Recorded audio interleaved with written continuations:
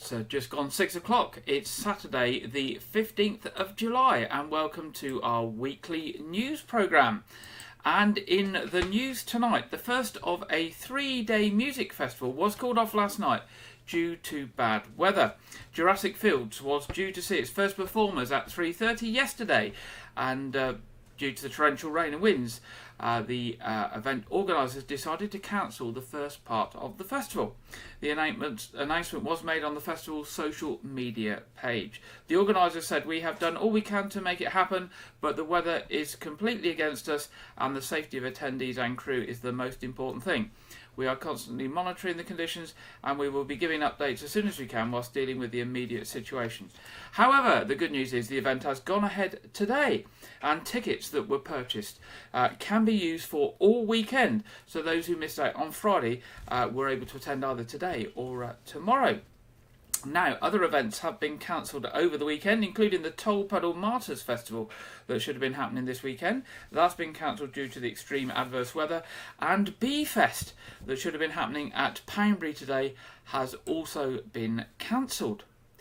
Now, Get Active Day returns to Weymouth Beach tomorrow, Sunday the 16th of July. The event is hosted by Weymouth Town Council on the beach as part of its annual sports festival. The council are pleased to partner with Weymouth Beach Volleyball and We Are Weymouth once again this year to bring you a fun 2 weeks of sporting events on the award-winning beach. And of course this week we've heard that it's been picked as the Times beach, #1 beach in the country again. There will be many activities on offer for everyone. The event is free and you don't have to book in advance, just go along. Sister Fitness will be offering Zumba and Pilates sessions. NL Fitness will be doing 2 Beachbody boot camp sessions, as well as BA Dancer offering a Latin solo taster session. And they will be finishing off the event with a performance. Mayor of Weymouth, Councillor Kate Weller, said the Get Active Day is this Sunday. Come along and take part in some free sessions, including Latin solo dance sessions, Zumba and Pilates classes. The event will be great for people to participate in free sporting activities and is held in the sports arena opposite Alexander Gardens on Weymouth Beach. Next week, of course, there will be the annual Weymouth Beach Classic Volleyball Grand Slam, and that will be between Friday the 21st and Sunday the 23rd of July, and that will round off this year's annual sports festival on Weymouth Beach. Now, 3 GP practices are to merge in Weymouth. The proposal will see Dorset Road practice, the Royal Crescent and Preston Road practices come together under one contract from April next year, that's 2024. GP partners say the patients will benefit from the merger, which will make it more attractive for recruiting new doctors and nurses. No surgeries are due to close under the proposal, and patients will still be able to attend their usual surgery and see their usual doctor or nurse. Benefits will include the ability to attend an urgent appointment at any one of the surgeries if one is not available at your usual surgery, and for patients to have access to the combined skills of the whole clinical team across the 3 practices. Dr. Wayne Knight from the Dorset Road practice said, "We see this as a very positive and constructive move forward. Joining forces offers many benefits to patients and practices alike. As a bigger organisation, we will be more sustainable, more attractive to recruiting new clinicians, offering increased opportunities for clinical and non-clinical staff, and greater access for patients to the skills within the combined GP and nursing teams." Patients registered with both Dorset Road and Royal Crescent and Preston Road practices do not need to do anything to continue to receive care as normal. Any current treatments, medications or investigations will not be affected by the plans to merge, and all sites will remain open. A 5,000-year-old boulder has been discovered in the Valley of Stones Nature Reserve near Portisham. The polishing boulder, which has a glossy surface, would have been used to polish axe heads, which was an essential tool in Stone Age times. The boulder is formed of sarsen stone, which is a very hard form of sandstone, which was used in Neolithic period for building monuments. Perhaps one of the most famous of those monuments are the sarsen stones used at Stonehenge near Salisbury. The extremely rare discovery is only the second undisturbed stone of its type to be found in its original position in England. The Valley of Stones is a national nature reserve and has an unusual train of sarsen stones, boulders strewn across the valley, tumbled down from the ridge during the last ice age. The main band of stones is about a quarter of a mile long on the valley floor, with smaller deposits on the slopes above. The Valley of Stones lies within the South Dorset Ridgeway area, a land of bone and stones between Little Breedy and Portisham, if you'd like to pay that a visit. Okay, news from Dorset Police this week. Police officers are investigating a failed to stop collision in Weymouth and are appealing for witnesses, especially a witness who stopped at the scene, to come forward. The incident occurred at around 6 p.m. on Monday the 19th of June on Dorset Road near the roadworks between the Manor Roundabout and Morrison's. It's reported that a male pedestrian was knocked to the ground by a black or dark coloured car and the driver then left the scene. The man did not sustain serious injuries. Police Constable Joseph Garrard of Weymouth Police said, "As part of my inquiries, I'm aware that a bus driver and a male driver of a blue BMW stopped at the scene to help the victim. I've spoken to the bus driver, but I'm really keen to identify the BMW driver so I can establish what they witnessed. I would therefore ask this individual to please make contact with me. Finally, I would also ask anyone who was in the area at the time and either witnessed the incident or has downloaded the footage from their dash cam to please get in touch." As usual, anyone wanting to get in touch with Dorset Police can do this on the non-emergency number if they've got any information about this or any other incident by calling 101, or if they wish to do it anonymously by contacting Crime Stoppers on 0800 555 111. Now, those travelling between the capital and stations in Weymouth and Dorset area should be aware of reduced service on the South Western Railway network between Monday, July the 17th and Wednesday, July the 19th. This is as a result of a nationwide ban on overtime by members of the ASLEF Rail Union. Services will usually be reduced to hourly or off-peak periods with a small number of cancellations during the evening peaks. Some first and last trains may also be cancelled. Now, after that, on Thursday, July the 20th, a nationwide strike by members of the RMT union will mean a significantly reduced service will operate on a limited number of lines. Trains will only operate between the hours of 7 in the morning and 7 in the evening, with last trains departing around 5 o'clock. And again on Saturday the 22nd of July, a nationwide strike action by members of the RMT union will again mean a significantly reduced service on a limited number of lines. Trains will only operate then again on from 7 in the morning to 7 in the evening, with last trains departing around about 5 o'clock. Now, customers on those days are advised to travel only if absolutely necessary. And of course, as with all of things with travel and strikes at the moment, customers are advised to seek information before they set off on their journeys to see what services are running and what services are affected. Now, practitioners, service providers and partners came together this month to celebrate 10 years of Dorset Families Matter, a government-funded support scheme which helps the county's most vulnerable families. The scheme, which is part of the National Supporting Families programme, helps families get the support they need to address multiple and often complex issues. Over the last 10 years, more than 3,500 families in Dorset have been supported through Dorset Families Matter to tackle issues around financial or housing insecurity, poor mental or physical health, domestic abuse, poor educational attainment or substance misuse. By adopting a whole family approach, the local scheme aims to provide the support needed to resolve issues as soon as they arise. And through working closely with those affected and building supportive relationships, Dorset Council, alongside voluntary and community partners, has been able to help families build better lives for themselves. One way the support from the scheme is making a real difference is helping vulnerable families struggling with financial difficulties.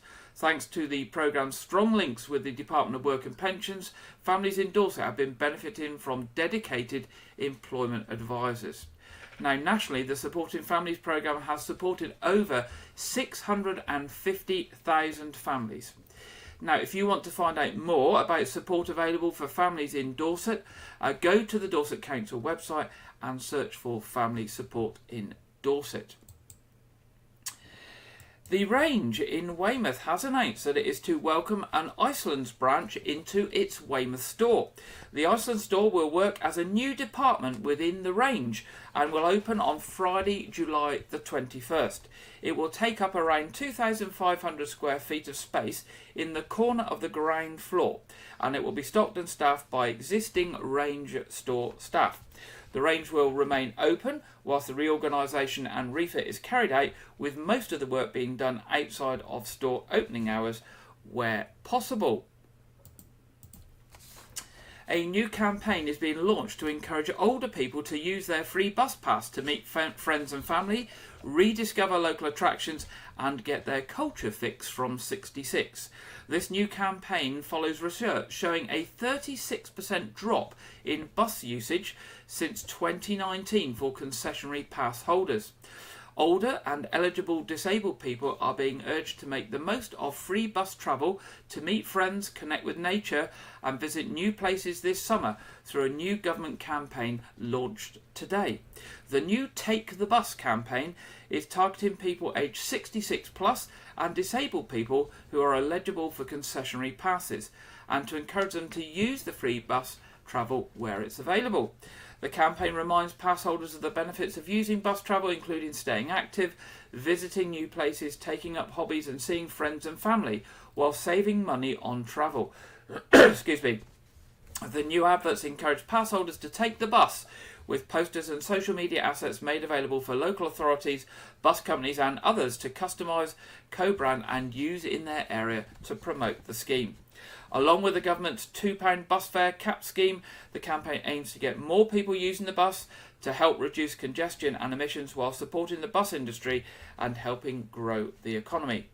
Thanks to the free bus scheme, concessionary pass holders around the country can access great days out for free this summer. Now, the summer holidays at Dorset Country Park are full of fantastic events to get stuck into, with some returning favourites and some new additions. There really is something for everyone. Now, if you haven't visited Dorset Country Park, it can be found 1 mile south of the town of Swanage in Dorset, and it's well worth a day out or a visit. From Wild Wednesdays to orienteering and delinquent dinosaurs and fantastic fossils, there is plenty to get involved with. Topping this off, they have kids drawing workshops from artist Mark Page, a glass engraving workshop and the return of the Enchanted Cinema with another of their interactive music and cinema workshops.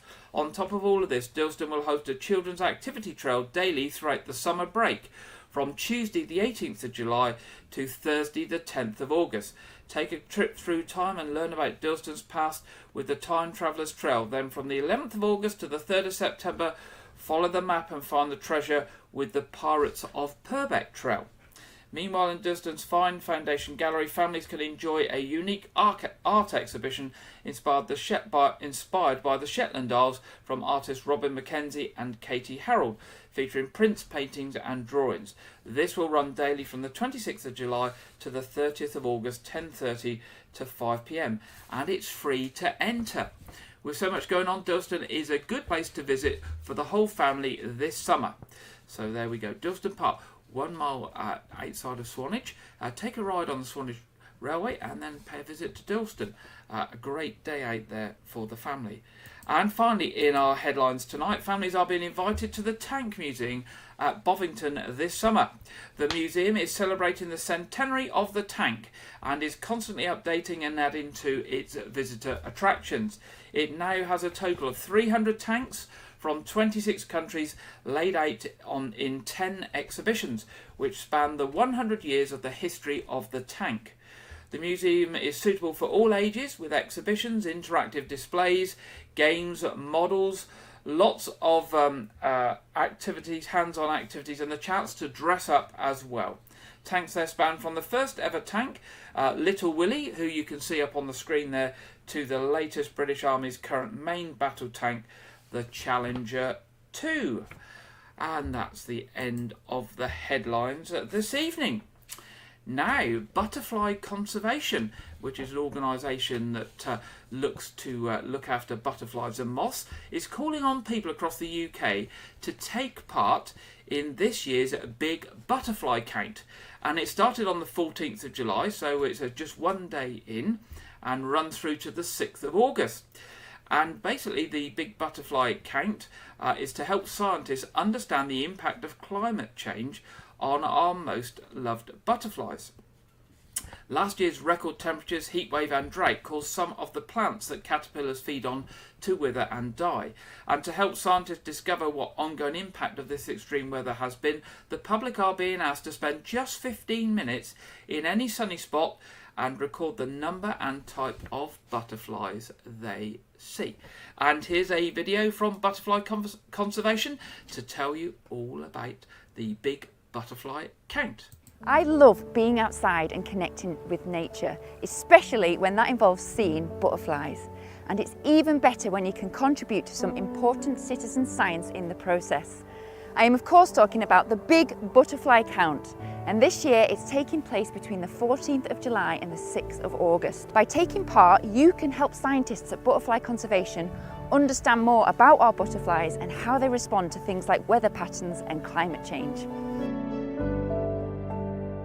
It's dead easy to take part. All you need to do is download the Big Butterfly Count app or head to bigbutterflycount.org, and on there you'll find a free guide that will help you identify what you see, or you can download a free ID guide from the website. Then you just need 15 minutes in a sunny spot. You've just got to count the type and number of butterflies you see, as well as some day-flying moths, enter your data into the app or onto the website, and the scientists at Butterfly Conservation will take care of the rest.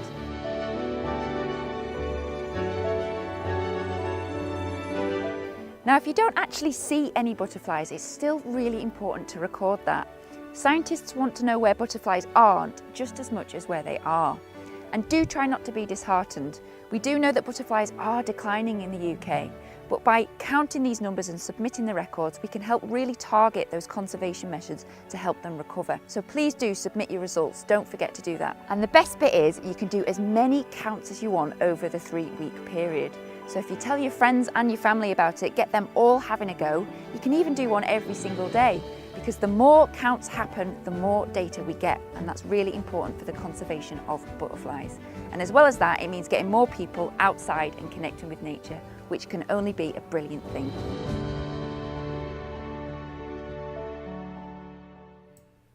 There we go, that's Butterfly Conservation's Big Butterfly Count. Now, butterflies are a good indicator of healthy natural environment, with half of Britain's butterfly species already threatened or near threatened with extinction. It's never been more important to understand how our insects are responding to the changing climate and to take action to protect them. Butterfly Conservation's Big Butterfly Count is the largest citizen science project of its kind, and is a positive way that everyone can help. As well as contributing to important scientific data collection, taking part in the count is a great way to enjoy time outside, connect with nature and to have fun. And we took part in our household today, and in just 15 minutes I think we saw 5 different types of butterflies and moths, and we have reported those via the app, and we'll no doubt be doing it again over the period of the Big Butterfly Count. So if you'd like to take part, just go on to Google and search for Big Butterfly Count or for Butterfly Conservation, and you'll find all the information. You'll be able to download an app to your phone to identify and record the butterflies and moths. Now, last week we heard about some of the investment at Dorset Hospital, and there are lots of things going on at Dorset Hospital, lots of investment in our local hospital there in Dorset. Last week we heard about the outpatient assessment unit at Southwark's House. This week we're going to hear from Tristan Chapman about the emergency department at Dorset County Hospital and the developments going on with that area of the hospital. It's a really exciting time for us at Dorset County Hospital, as we've got big plans to expand our site over the next few years. As part of the government's new hospital programme, we're planning to build a brand new emergency department and critical care unit. Our emergency department currently sees twice the number of patients that the hospital was originally built for, and there's an increasing demand for our critical care services. We're going to demolish the old Damon School building and build a brand new hospital wing that will link into the existing hospital. It's going to include a majors unit, a minor injury space, a mental health facility, dedicated emergency paediatric area and a paediatric space in critical care. There'll be 24 critical care beds, an ambulance offload area and fast assessment bays. There'll also be a rooftop helipad. It's going to be an amazing facility that will make sure Dorset County Hospital provides outstanding care for years to come. There we go, more news there from Dorset Hospital, and thank you to Tristan for that, and we will be hearing more in the weeks and months ahead. Now it's that time in the programme where we go over to our regular contributor Andrew Wright for this week's film review and preview. Welcome to Wyke Regis TV film review and preview. I'm Andrew Wright. This week, the horror film Scream 6 was released on home video. The film is the sixth film in the Scream franchise and a direct sequel to the 2022 Scream film, which relaunched and revitalized the franchise. Scream 6 features a returning cast consisting of Melissa Barrera, Jenna Ortega, Jasmine Savoy Brown, Mason Gooding, Hayden Panettiere, and Courtney Cox, reprising their roles from various films in the franchise, with actors Josh Segarra and Dermot Mulroney joining the cast. Scream 6 revolves around a new Ghostface killer who begins targeting the survivors of the Woodsboro legacy murders in New York City. Now, I watched this for the first time with its home video release, and considering I wasn't particularly fond of the first 4 films in the franchise, I absolutely love this film. The New York setting and aesthetic really made the film look great. The script kept me on my toes throughout the film, and there were just great performances from Melissa Barrera and Jenna Ortega in a film that tackled the topic of PTSD. I gave this film 4.5 stars out of 5. There have been discussions about a 7th film, but none have been confirmed yet. And this is a fan favourite cult classic horror franchise, which I only really started to enjoy with the 5th film. So, in a somewhat breaking news story, the Screen Actors Guild of America, also known as SAG-AFTRA, has failed to reach a new contract with the Alliance of Motion Picture and Television Producers. The entity that represents major studios and streamers. This means that every actor who's a SAG-AFTRA member will be on strike and taking to the picket lines, alongside the Writers Guild of America, who remain on strike after over 70 days. This means that every film and TV show worldwide currently filming, which is predominantly consisting of SAG-AFTRA members, will also have to shut down production until the conclusion of the strike. One show that has been confirmed will not be shutting down is the HBO series Game of Thrones prequel House of the Dragon, which will not shut down due to it being under UK labour laws. There have been rumours floating around the industry that films scheduled for release in the 4th quarter of 2023 and beyond could be delayed and spread out across the next couple of years as a response to the strike. This is a developing news story, so please stay tuned for more updates, or you can follow updates about the strike on news websites such as Deadline.com. This week, the new Greta Gerwig film Barbie, starring Margot Robbie and Ryan Gosling, as well as the new Christopher Nolan film Oppenheimer, starring Cillian Murphy, had their London premieres.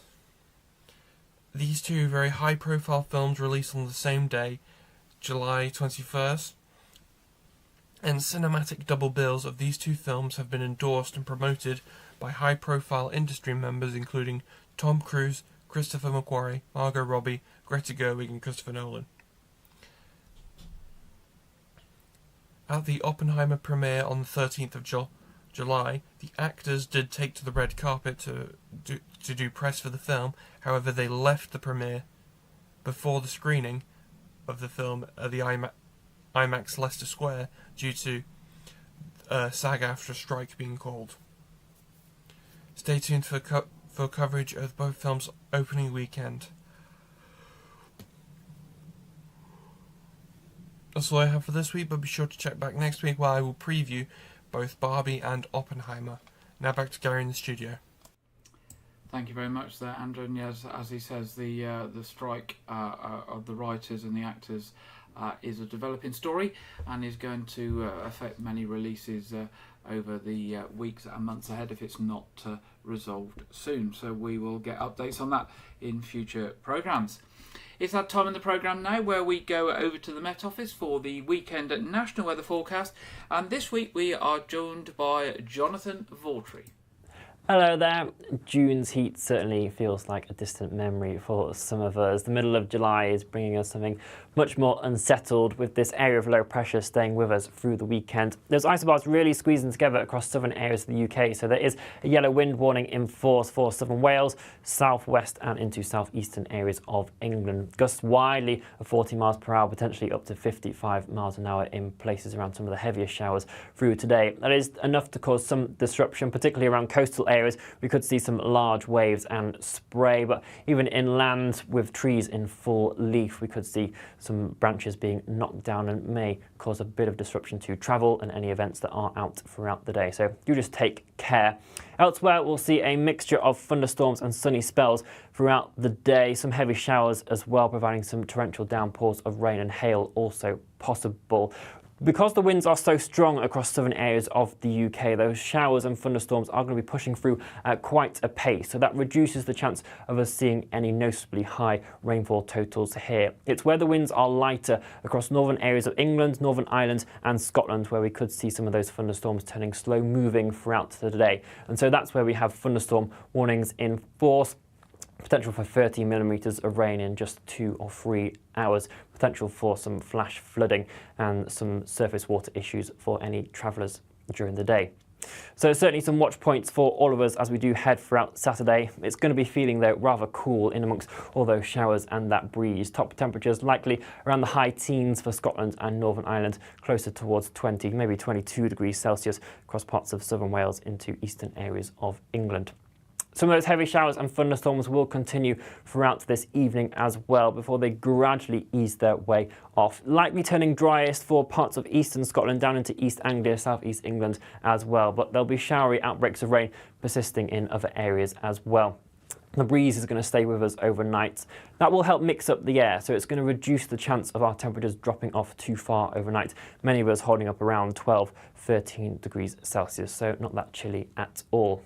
The second half of the weekend, though, is looking to stay relatively unsettled as well. The low pressure system is pushing its way slowly up towards the north. That is going to help those isobars to space their way out a bit more across Wales, central, southwestern areas of England. But actually now those squeezing together a bit more for eastern coastal areas into northern England, parts of central Scotland, likely to see the strongest breeze throughout Sunday. That could come associated with some more persistent areas of rain for parts of western Scotland, and elsewhere we will again see some heavy showers bubbling up during the afternoon. Those again could provide some thunderstorms primarily for parts of eastern and northeast Scotland into the afternoon. More in the way of sunny spells developing across Northern Ireland, Wales and England in between some of those showers as well.